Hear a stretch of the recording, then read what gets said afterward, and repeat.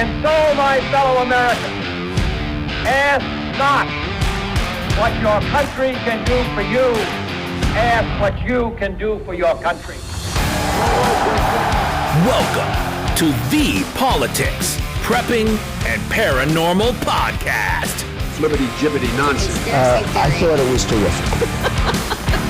It's not just big, it's yeah. Let's go.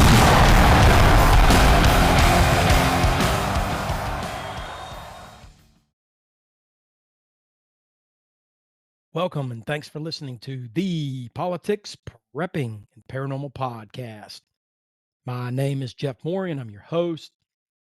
This week I wanted to do a show that holds a special place in my heart. When I'm not podcasting, I work a full-time Monday through Friday and sometimes Saturdays when I need to, job as a truck driver. While I've held some different roles with different companies over my working career, the one thing I've done the most and continue to do to this day is trucking. Ever since I was a preteen, I've always wanted to drive, and even after all these years, I still enjoy being behind the wheel, whether it be in my semi at work or on a road trip with my wife and kids. Well, maybe sometimes with the kids. In my career, if you name it, I've probably driven it. Over the road, local, sleeper cab, day cab, 6-speed, 10-speed, 13-speed, 18-speed. I won't even get into all the different brands, manufacturers of truck that I've driven. Let's just say it's pretty much all of them. Yes, I've logged millions of miles in my career and continue to log many, many more today. So as a truck driver and as a podcast host, and probably most importantly as a prepper, I thought that I should give a shout out to the millions of my trucker peeps out there and do an episode titled The Prepared Trucker. Why? Because according to statistics from the American Trucking Association, there are approximately 3.6 million professional truck drivers just in the U.S. alone. We bring you your groceries, your building supplies, your auto parts, your automobiles, your furniture, your toys, and your guilty pleasures, along with pretty much everything that makes our economy tick and keeps our world moving. Without us, there will be no economy, and our country and world would revert back to the Stone Age, and it would be utter chaos. Makes sense, right? So now let me pose a question for you. What happens if, say, our great nation came under a massive EMP attack? Well, what happens to the millions of truck drivers who are out on the interstate moving freight or who are trapped inside the gate of a highly secure receiving warehouse? Or even worse, trapped making deliveries inside one of our nation's great military bases? While I don't have all the answers, I do have a unique perspective, having been in this business for so long and having been to most all these places I'm describing. So listen closely as I'll try to help my trucker friends navigate these troubling scenarios and possibilities. But before I jump into the Prepared Trucker, let's talk about some of this week's big news stories.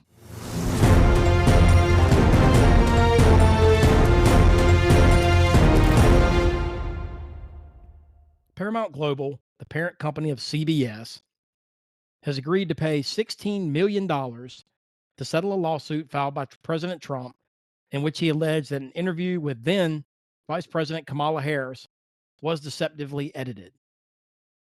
The lawsuit was originally seeking $20 million in damages. According to sources, the funds will be allocated toward Trump's future presidential library, for which Trump and his team are still seeking out a future build site, probably in Florida somewhere. As part of the terms of the agreement, CBS will not be forced to issue a statement of apology or regret.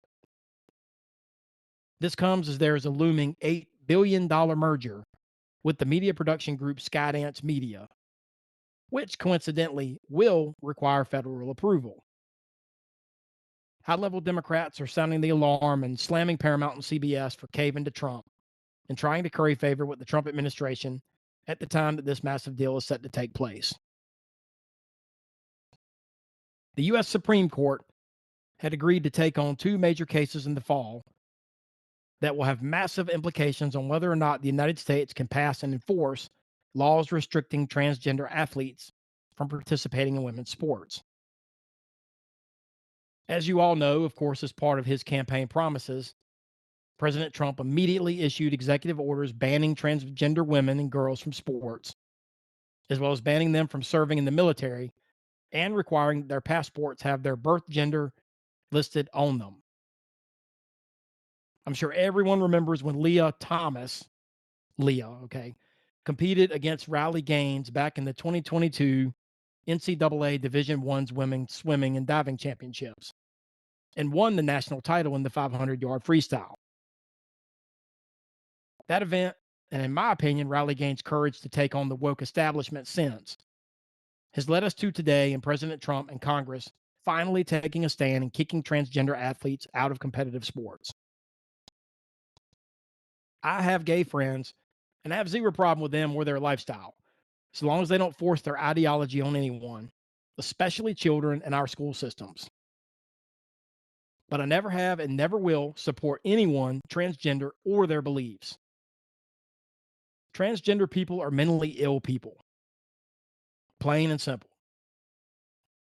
Based on previous decisions by the High Court, I'm hopeful they will finally put this issue to bed once and for all.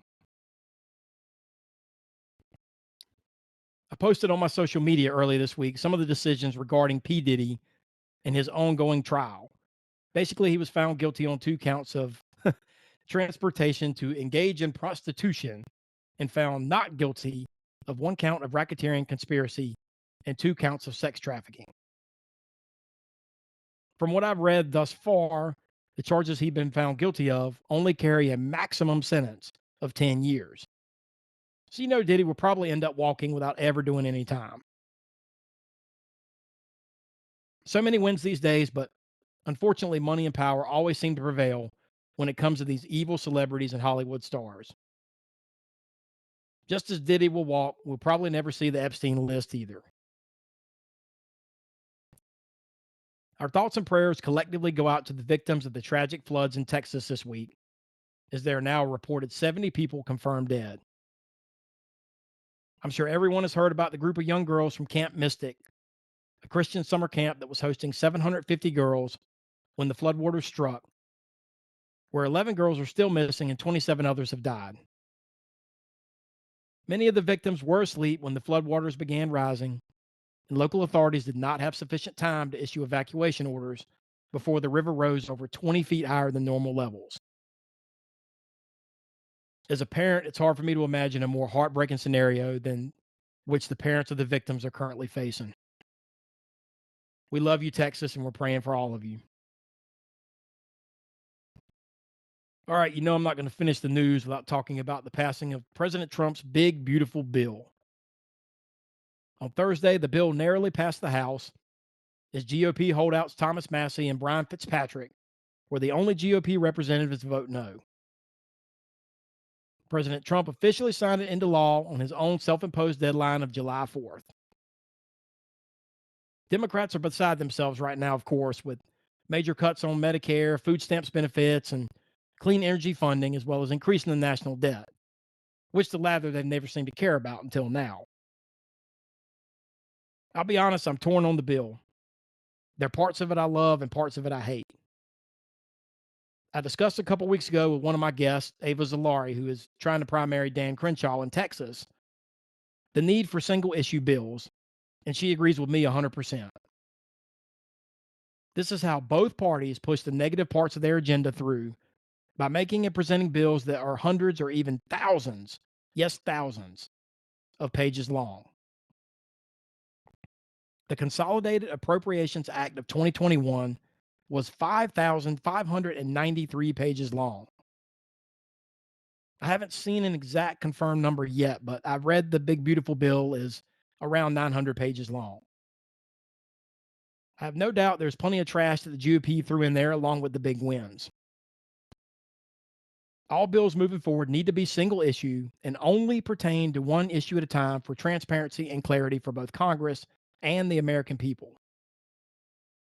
We aren't all attorneys who have time to sort through and try to make sense of such massive bills. Along with term limits, this should be a major talking point moving forward.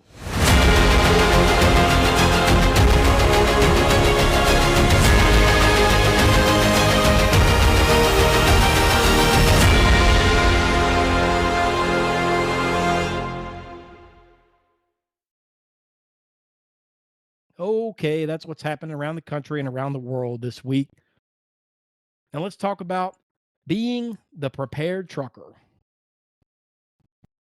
To start off, I'm going to cover how to prep as a minimalist, since so many of us either don't have a lot of money for preps for our truck, or in so many cases, if you're like me, you don't own your own truck and drive a fleet truck for the company you're employed with. Honestly, it kind of sucks driving for a fleet sometimes. The company I work for slip seats, which for any of those listening that don't drive, that means multiple drivers share the same truck, and usually when one finishes his shift, the other jumps in and starts his shift. For me, I run LTL, or less than truckload, and when I'm done with my day, a line haul driver who runs the open road and just transports fully loaded trailers from one terminal to another hops in and starts his overnight run. One of the many downsides of this is probably the biggest for preppers. This means you can't safely place and store your preps in the truck without fear of never seeing them again. For us, that means if the truck breaks down somewhere on the road, is due for service at a larger terminal that has a shop, or heck, if the company just decides to permanently move it to a different terminal location, I may never see it again. Another driver could also wreck it, and I could never see it again. For all these reasons and more, for us, we have no choice but to limit our preps and take with us only what we can carry from day to day, trip to trip. So let's talk about us fleet drivers and what we can take with us to help us stay prepared. Don't worry, owner operators or company drivers that have a sleeper truck that you take home with you. That's basically your home or your second home. I'll have plenty of tips, tricks, and suggestions for you later on in the show. But basically, for the rest of us, we're looking at taking our bug out bag and a large jug of water, as well as our everyday carry items that we should never, ever leave your side anyway. But that being said, we should carry an extremely well-stocked and maybe larger bug out bag that will also contain a few extra items just for the trucker. Now, in the interest of time, I'm not going to review what all should be in your bug out bag. If you need a refresher or you want to learn, please look up my past episode, episode 9, Building the Perfect Bug Out Bag, and episode 13, Everyday Carry. Those will get you started on what everyone should carry. But for us truckers, you may want to consider purchasing a larger bag with additional capacity that can handle some of the extra items that a truck driver needs to carry. So what extra items should us truckers have that wouldn't be in a standard bug out bag? Well, for one thing, I always recommend carrying a fuel siphon in every bug out bag. But for us truckers, a standard gravity feed fuel siphon just isn't going to cut it. Where a car or pickup truck carries around 10 to 30 gallons or so of gasoline, we're carrying sometimes upwards of 300 gallons of diesel. Do you have any idea how long it would take to siphon that much fuel with a gravity feed manual siphon? Well, I don't either, but let's just say it'll take a very, very long time. So I think it's important that we carry a battery-powered fuel siphon that has much more speed and capacity. You can get one from Amazon, Harbor Freight, or most home improvement stores. Other things that we should be carrying are a toolkit, extra straps, and a heavy-duty tow strap. Now, this stuff can get heavy, but just be aware and smart when you're purchasing this stuff. It goes without saying that you should have all your DOT required items, fire extinguisher, triangles, emergency response guide, extra fuses, etc. We can't pack too heavy as fleet drivers, but I recommend carrying a large jug of water with you always in the truck, in addition to your bug out bag. And maybe a collapsible water container as well that you can fill. Remember that if you're trapped in the interstate on a semi, that water cannot be as accessible for us as it is for small cars that can easily pull off the road and access a water source. I used to have this guy that I work with. He ended up getting fired, that we called Bucket Boy. This guy showed up every day to work with not only a backpack, but also a 5-gallon bucket full of stuff. While he carried mostly junk in his bucket, that bucket could easily be used to carry some extra preps, and also used as a portable toilet in a pinch if you got a toilet seat lid for it. Just a thought. If that guy had better utilized his bucket, I'd probably be defending him right now instead of making fun of him. So for us fleet drivers, I think the general mentality in the event of a true SHTF situation is screw the truck and whatever cargo we're carrying. Our survival and family, specifically getting back to our family or meeting them at our designated bug out location, is going to be the priority. In this event, our only concern is getting home and getting home safely. So this means we need to be thinking about how to best get there. First, stop and think about what your cargo is. Is there something back there that can help you to better achieve this goal? For instance, are you hauling a load of UTVs to the local power sports dealer? If the answer is yes, guess what? You may have just found your best way home. Remember, everything is on the table at this point when it comes to our safety and that of our family, besides killing and causing harm to others, obviously. I'm going to do a video of this on my YouTube channel as well, but every driver should be carrying a set of extra keys for every model tractor out there. Most semi-truck tractors do not use chip keys or remote start key fobs. Most are still old school, and copies of keys can easily be made from an original. Odds are you're going to come across some abandoned truck somewhere on your journey home. Find one and take it if you have to. Are you hauling a load of food? Take some with you and use it for yourself or to barter along the way if need be. Consider anything else that you might have on your load that could potentially help you, and remember that in a true SHTF situation, your company isn't going to be there and probably won't be able to reach them to care about that load, or at least for the time being. It's a pretty expensive prep, but a sat phone is a superb prep for any trucker, but especially one that travels long distances far from home.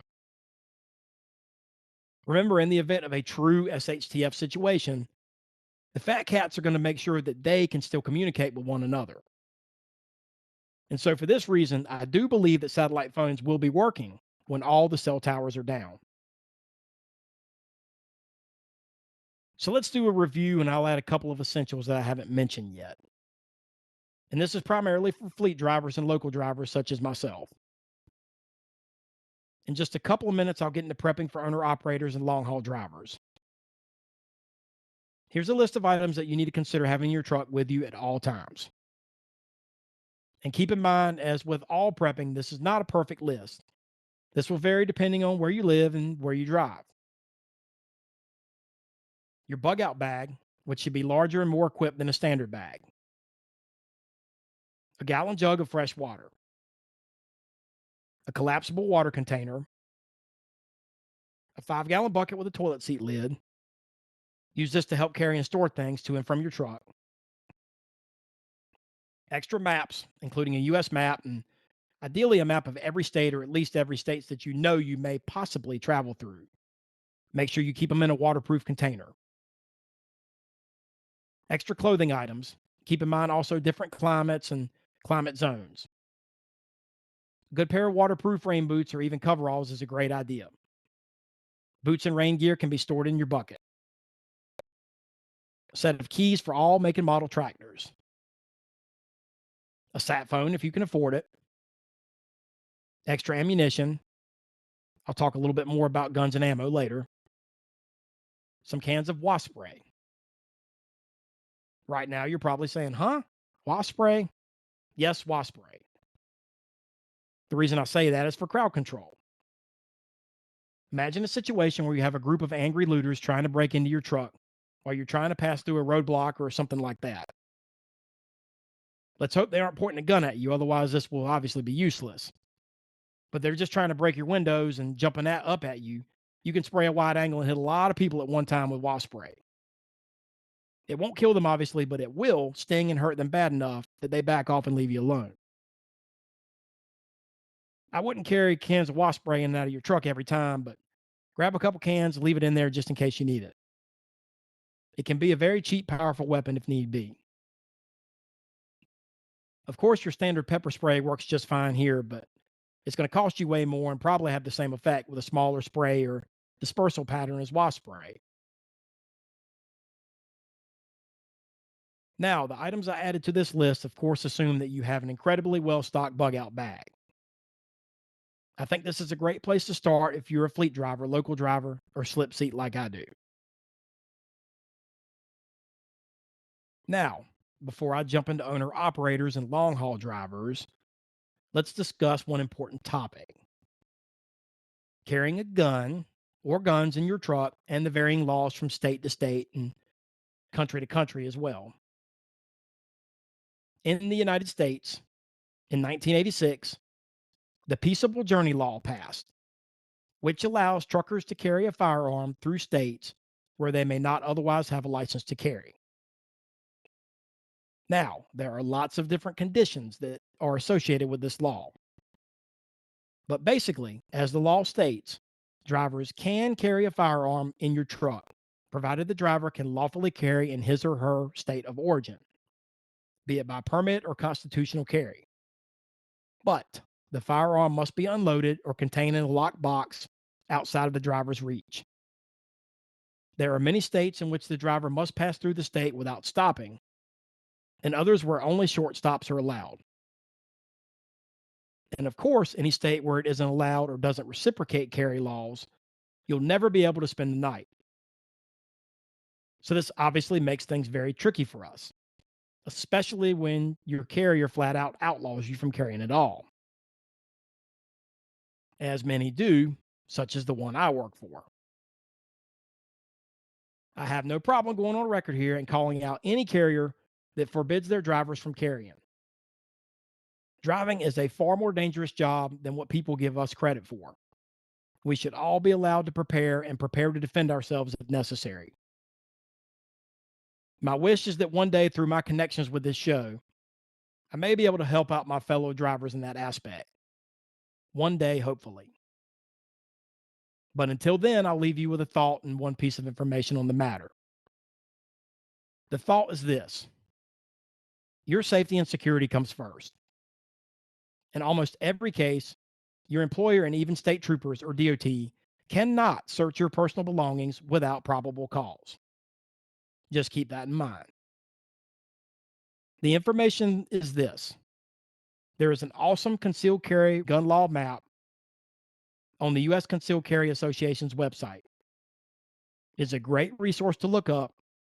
I would highly suggest having a folder or binder and printing off information from any state you may even possibly enter and keeping it in your lockbox with your firearm, along with a copy of your permit, if applicable, from your home state, as well as any other owner's manuals or info on your firearms or weapons, in a sealed, waterproof bag. As far as other countries go, I have never personally been to any other countries, so I can't give you a lot of help with that one, but I would definitely check into your federal laws from different countries, especially Canada and Mexico. I don't think anybody else is going to be going anywhere other than them two. So, all right, now it's time to talk about my owner operator and long haul homies. You guys probably have a very different mindset than do the rest of us. Your truck is your home away from home. For many, may be your only home, your livelihood, and your baby. You aren't inclined to just abandon your truck in the event of a true SHTF situation like the rest of us are. No, you have way too much blood, sweat, and tears poured into your truck. And you might also have a very substantial truck payment as well as insurance payments to go along with it as well. Well, for you, there's good news and bad news. The good news is that since you spend more time in your truck and you know you will always have and be with your truck, you can much better outfit your truck with preps. The bad news is since you're much less likely to just abandon your truck, you substantially limit your options when it comes to bugging out or getting to a safe location. So for you guys, I'm going to talk longer term sustainability and concealment. Ultimately, you may have to decide between just abandoning your truck or being with your family. But for those of you that say are married or that are team drivers, or your spouse and pets come with you, or any situation where getting home or to a bug out location is not such a high priority, there are steps you can take and things you can do to try to save your truck and wait out the apocalypse, so to speak. So let's get started. First, let's talk sheltering in place in your truck and the things you'll need. You need to first consider and run through your head some different scenarios and how you would react to each of them. First, the possibility that you're going to be deadlocked on the interstate or any major or minor road for some time. In the event of a true SHTF disaster, odds are good that people will be trying to evacuate from the area that was affected. Or in a nationwide scenario such as a massive cyber or EMP attack, or national panic and unrest, urban areas will be a death trap, and there's a high probability a great deal of people will be trying to leave major cities. Odds are also high that you will be headed to or from, at least traveling through some of these major population areas. That means there's also a high probability you may get stuck in traffic for a long period of time. If you run into a major collision or breakdown on the highway, or the road is otherwise blocked or impeded, there may not be road crews or emergency personnel available to come help you clear the roadway. So there's a chance you may be stuck in your truck for a great deal of time. Another scenario is that you're trying to get somewhere down a narrow street or back road, and you're confronted by a gang of looters, riders, or any other people who may mean you harm and wish to rob you or worse. Yet another is you and your rig are locked out inside of a secure facility that is on lockdown, you can't escape. Another is you become trapped inside your truck during a major flooding, tornado, or extreme weather event. I could go on for days running different scenarios at you. All I can say is this. Honestly, there is no possible way you can effectively prepare for all of them with a 40-ton semi and only about, 25 square foot or so of a sleeper cab? Now, I know obviously there are many different sizes of sleepers, but even the largest sleepers on moving company team trucks are still limited on space and what you can store and prep. So we do the best we can with what we have and start with the basics first and work your way down the list based on space and budget. So you always start with food and water. I would recommend you have at least 2 to 3 months food supply in your truck. I also recommend you have as much water as you can stock and have multiple collapsible water storage containers available as well. Plan on the possibility of having to move that water a ways, as there may not be a good water supply very close by if you're stuck on the highway or somewhere. So have one of those nifty folding hand trucks that folds down and also becomes a flat cart too. Some of the newer models of these are very compact and fold into very small spaces. Space is a big issue here, so those 5-gallon buckets of food supplies from manufacturers such as Augustin Farms and My Patriot Supply are great. When the bucket's empty, they also become 5-gallon storage buckets. Cliff bars and bars in general are very space efficient and will stack neatly into small cabinets and spaces and often have a long shelf life. Make sure you have a large stock of water purification tablets as well. Keep a large stock of first aid and medicine in addition to what you have in your bug out bag. Remember, your bug out bag is just that, for bugging out first and foremost. When prepping for your truck for longer term, forget what is in your bug out bag. You don't want to have to depend on it as part of your truck preps. I touched on guns earlier. I know we're talking lots of weight here, but having at least a couple of good pistols, a high-powered rifle, and lots of ammo are a must. I would also have a good knife or two and some brass knuckles, since the odds of close-range combat are much higher for a trucker. Have a good bulletproof vest and a helmet if you can afford it. I've talked frequently about the benefits of night vision. The same applies to truckers. I think for you, having lots of different clothing for different environments is essential. Rain boots, coveralls, sunscreen, bug spray, don't forget that multi-purpose wasp spray, are all things to consider. Remember how far you may be going and the different climates you may encounter. You may get trapped for a couple months, for example, in the Northeast in late October, and by the time you get out, it may be winter. I know it sounds unlikely, but if you're dead set on saving your truck, you may have to suck it up. Also, be sure to look into your onboard power systems and how you can add to and improve them as well. Many trucks these days have generators built in. If yours does not, then definitely look into getting a good powerful inverter generator installed and wired in. In the interest of time, I'm not going to go through everything you will need. If you want a review of the basics, check out my second episode titled Prepping 101.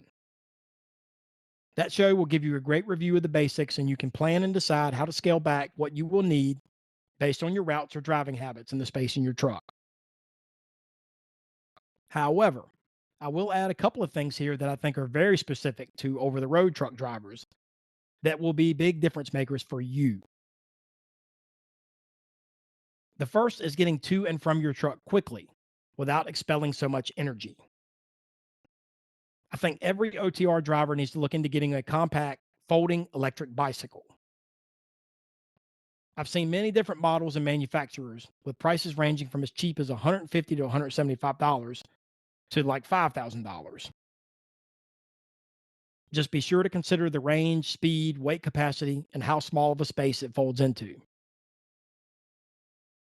Imagine how much of an asset having one would be in the event your truck is stuck, broken down, or you need to go out scavenging for food, water, or supplies. The next is concealment.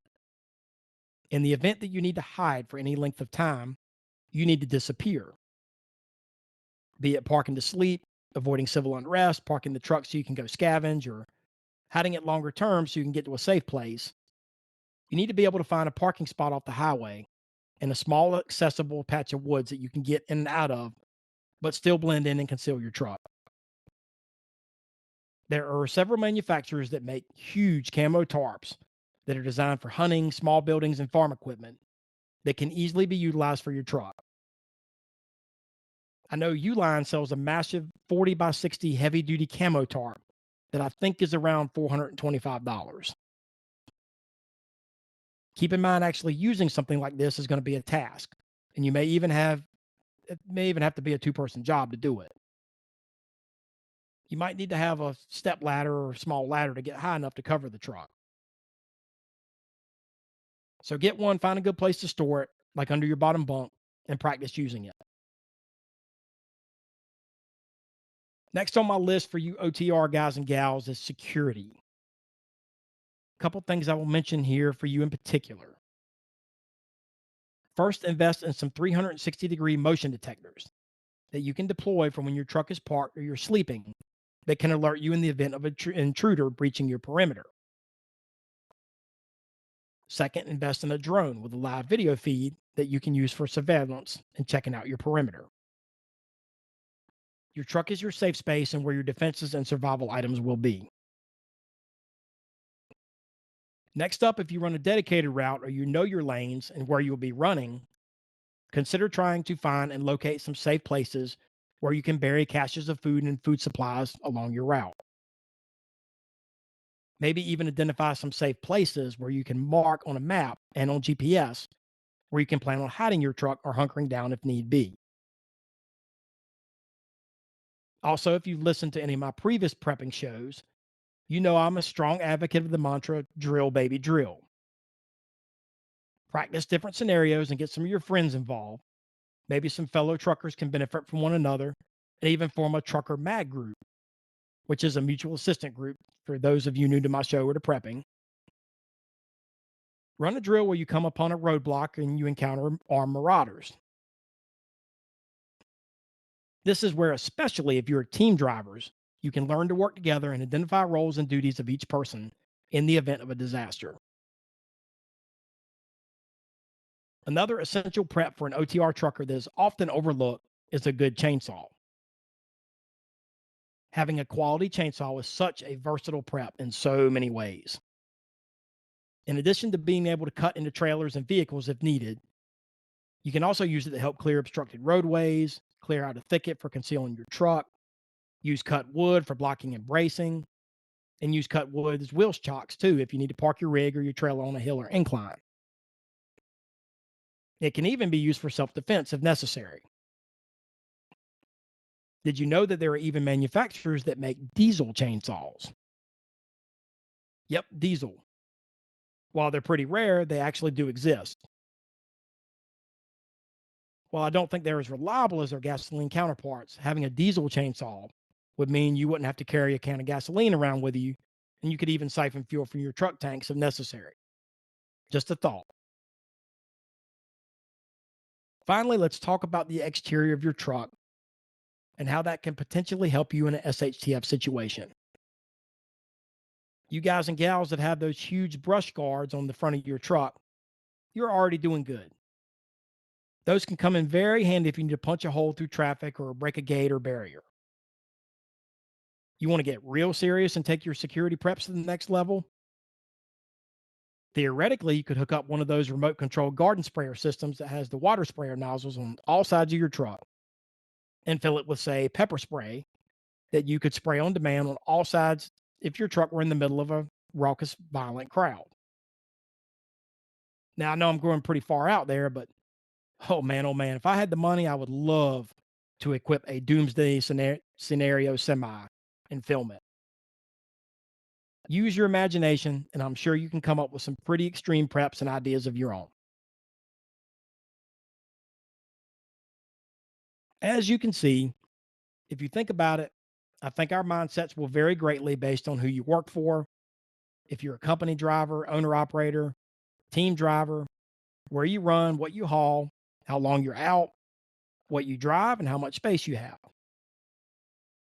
But I think we can all agree that as drivers, we are the lifeblood of America, and we do indeed have dangerous jobs. And unfortunately for most of us, the odds of a SHTF situation happening while we are trucking are very high. So think about that and take what I've given you here, and I hope it will inspire you to prepare.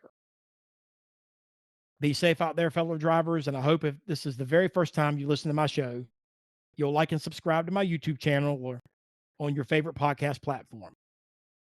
You can find me on every major platform, and you can also find me on social media, X, Facebook, YouTube, Blue Sky, Instagram, all at Politic Prepper.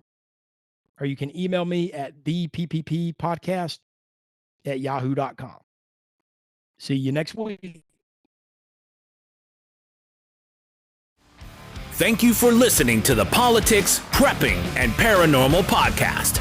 Your source for real news and analysis on politics, prepping, paranormal, conspiracy theories, and the volatile state of the world we live in. Tune in next week and every week for a new episode, and stay safe, stay healthy, and stay vigilant.